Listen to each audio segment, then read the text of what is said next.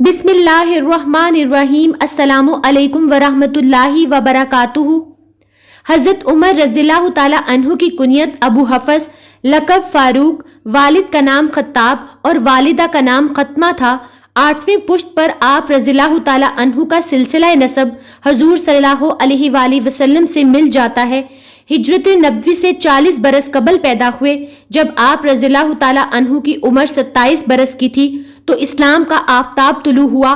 8 نبوی میں اسلام لائے۔ اسلام لانے میں آپ کا نمبر 40واں ہے۔ 13 نبوی میں مدینہ منورہ ہجرت کی۔ آپ رضی اللہ تعالیٰ عنہ حضور صلی اللہ علیہ وآلہ وسلم کے سسر ہیں۔ آپ رضی اللہ تعالیٰ عنہ کی بیٹی حضرت حفصہ رضی اللہ تعالیٰ عنہا سے 3 ہجری میں حضور صلی اللہ علیہ وآلہ وسلم کا نکاح ہوا۔ 9 ہجری میں جب کیسر روم کے عرب پر حملہ کی افواہ پھیلی تو حضور صلی اللہ علیہ وآلہ وسلم کے انفاق فی سبیل اللہ کی ترغیب دلانے پر حضرت عمر رضی اللہ تعالیٰ عنہ نے اپنا نصف مال و املاک حضور صلی اللہ علیہ وآلہ وسلم کی خدمت میں پیش کیا۔ بدر، احد، خندق وغیرہ تمام غزوات میں حضور صلی اللہ علیہ وآلہ وسلم کے ہم رکاب رہے۔ 10 ہجری میں حجۃ الوداع کے موقع پر بھی حضور صلی اللہ علیہ وآلہ وسلم کے ساتھ حج ادا کیا۔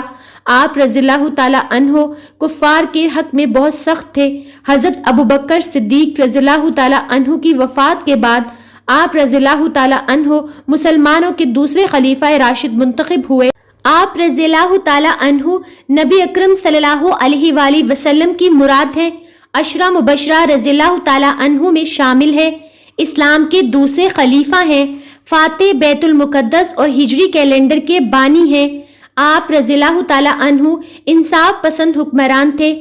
آپ کی تقریباً 10 سالہ دور خلافت میں عراق، ایران، مصر، شام، لیبیا، خراسان، مشرقی اناطولیہ، جنوبی آرمینیا اور سجستان فتح ہو کر مملکت اسلامی میں شامل ہوئے اور اس طرح 22,51,030 مربع میل پر اسلام کا جھنڈا لہرایا گیا۔ حضرت عمر رضی اللہ تعالیٰ عنہ کے اسلام لانے کے بعد سب سے پہلے مسلمانوں نے کھل کر مسجد حرام میں نماز ادا کی۔ حضرت عبداللہ بن مسعود رضی اللہ تعالیٰ عنہ نے کہا کہ حضرت عمر کے اسلام لانے کے بعد پھر ہمیں ہمیشہ عزت حاصل رہی۔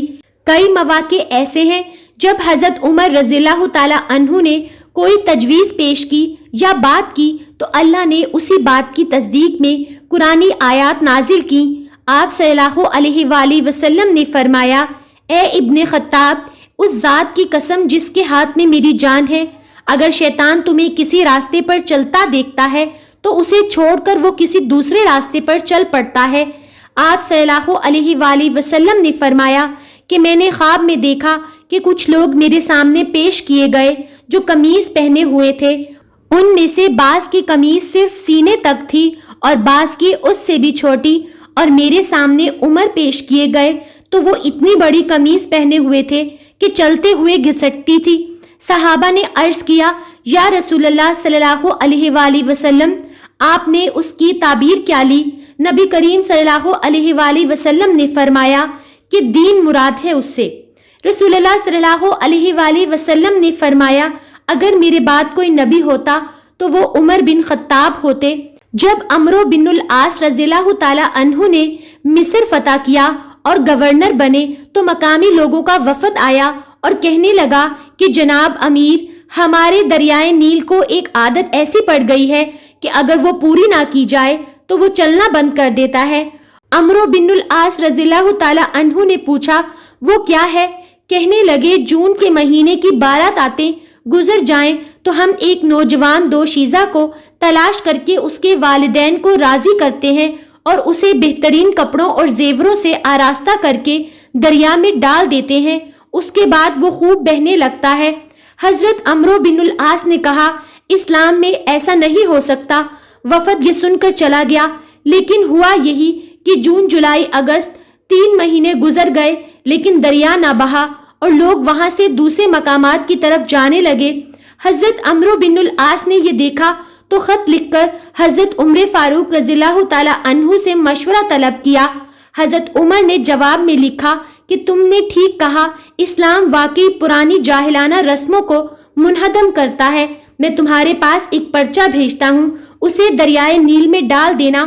حضرت عمرو بن العاص نے جب پرچہ کھول کر دیکھا تو اس میں لکھا تھا، اللہ کے بندے امیر المومنین عمر کی طرف سے مصر کے دریائے نیل کے نام حمد و صلات کے بعد اگر تو اپنی مرضی سے بہا کرتا ہے تو بہنا بند کر دے، اور اگر خدائے واحد و قہار تجھے چلاتا ہے تو ہم اسی خدائے واحد و قہار سے دعا کرتے ہیں کہ وہ تجھے بہنے پر مجبور کر دے۔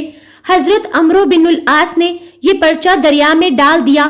جب صبح کو جا کر دیکھا تو دریائے نیل پوری آب و تاب کے ساتھ بہنا شروع ہو چکا تھا۔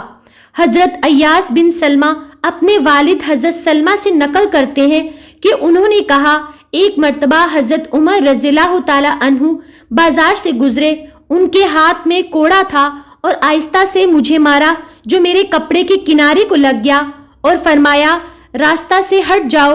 جب اگلا سال آیا تو آپ کی مجھ سے ملاقات ہوئی۔ مجھ سے کہا، اے سلمہ، کیا تمہارا حج کا ارادہ ہے؟ میں نے کہا، جی ہاں۔ پھر میرا ہاتھ پکڑ کر اپنے گھر لے گئے اور مجھے 600 درہم دیے اور کہا، انہیں اپنے سفر حج میں کام لے آنا، اور یہ اس ہلکے سے کوڑے کے بدلہ میں ہے جو میں نے تم کو مارا تھا۔ میں نے کہا، اے امیر المومنین، مجھے تو وہ کوڑا یاد بھی نہیں رہا۔ فرمایا، مجھے تو یاد ہے۔ حضرت عمر رضی اللہ تعالی عنہ نے ایک بوڑھے زمیں کو دیکھا کہ وہ لوگوں سے کھانا مانگ رہا ہے۔ جب حضرت عمر رضی اللہ تعالی عنہ نے لوگوں سے اس کے بارے میں دریافت کیا تو لوگوں نے کہا، یہ زمیں ہے، کمزور اور بوڑھا ہو گیا ہے۔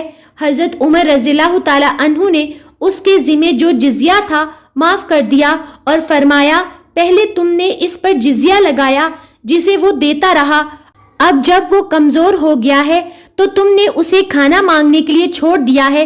پھر آپ نے اس کے لیے بیت المال میں سے 10 درہم وظیفہ مقرر کیا۔ آپ رضی اللہ تعالی عنہ بدر سے لے کر فتح مکہ اور اس کے بعد کی غزوات میں حضور صلی اللہ علیہ وآلہ وسلم کے ساتھ شریک ہوئے۔ نہایت ہی سادہ مگر بڑے بہادر تھے۔ آپ رضی اللہ تعالی عنہ نے پیوند لگے کپڑے پہنے، راتوں کو پہرا دیا، عدل و انصاف کا علم بلند کیا، خود سامان کی بوری اٹھائی، غلام کو سوار کیا اور خود پیدل چلے۔ یہ 27 ذی الحجہ سن 23 ہجری بدھ کا دن تھا جب سیدنا عمر فاروق رضی اللہ تعالی عنہ مسجد نبوی میں نماز فجر کی امامت کروا رہے تھے۔ نماز کے دوران ابو لولو فیروز نامی مجوسی غلام نے زہر آلود خنجر سے خلیفہ دوم سیدنا عمر فاروق رضی اللہ تعالی عنہ پر 3 وار کیے اور آپ زخمی ہو کر گر پڑے۔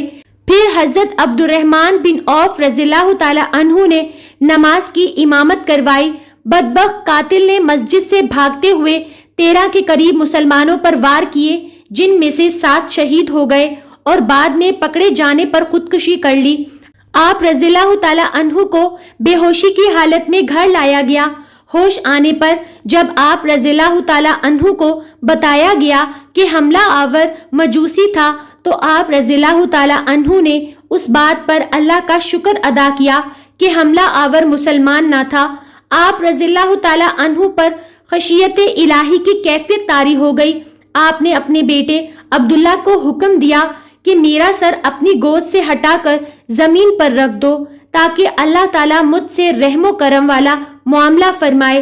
اس موقع پر حضرت عبداللہ بن عباس رضی اللہ تعالی عنہ آپ کو تسلیاں اور بشارتیں دیتے رہے۔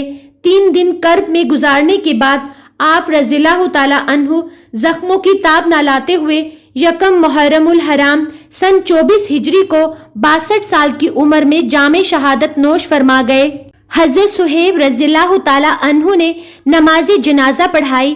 حضرت علی، حضرت عثمان، حضرت عبد الرحمن، حضرت سعد بن وقاص، حضرت طلحہ اور حضرت عبد الرحمن بن عوف رضی اللہ تعالی عنہم نے سیدنا عمر فاروق رضی اللہ تعالی عنہ کو قبر میں اتارا۔